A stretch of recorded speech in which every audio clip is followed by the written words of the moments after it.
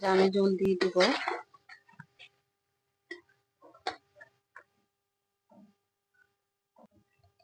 ভাজা জিরার গুঁড়াটা মানে সব ধরনের গরম মশলার গুঁড়াটা দিয়ে দিয়েছি। আর এটা দিলে কিন্তু তরকারির টেস্ট অনেক বেড়ে যায়। এটার কারণে গ্রান আসে, গরুর গোস্ত মনে হয় অনেক সুন্দর একটা গ্রান আসে।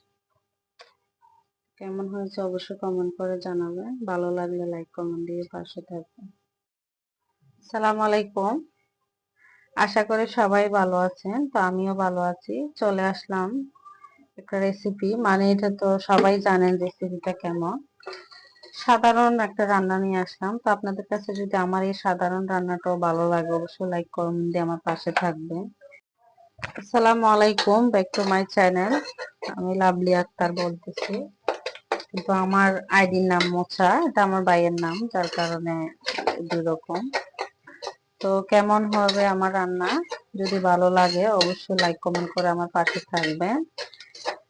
আর যারা ইউটিউব থেকে দেখেন আপুরা ভাইয়ারা, যদি ভালো লাগে অবশ্যই আমার চ্যানেলটি সাবস্ক্রাইব করে দিয়ে লাইক কমেন্ট করে আমার পাশে থাকবেন। তো আমার পেঁয়াজটা একটু লাল হয়ে গেছে, আমি পানি দিয়ে দিলাম। আর একে একে আমি সব মশলাগুলো এখানে দিব। ফার্স্টে আমি এখানে ধনিয়ার গুঁড়া দিয়ে দিলাম 1 চা চামচ। দিয়ে দিব আমি এখানে জিরার গুঁড়া 1 চা চামচ। দিয়ে দিব আমি এখানে হলুদ আধা চা চামচ। লবণ দিয়ে দিতেছি আমি এখানে 1.5 চা চামচ, স্বাদ মতো আমার।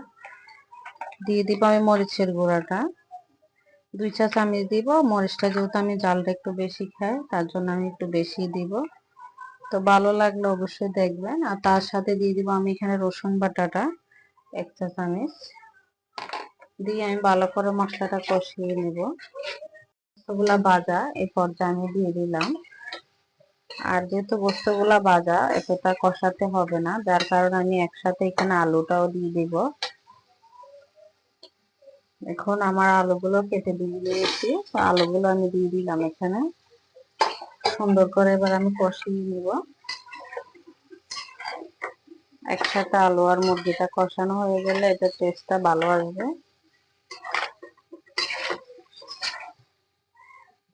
ঢাকনা দিয়ে রেখে দিলাম।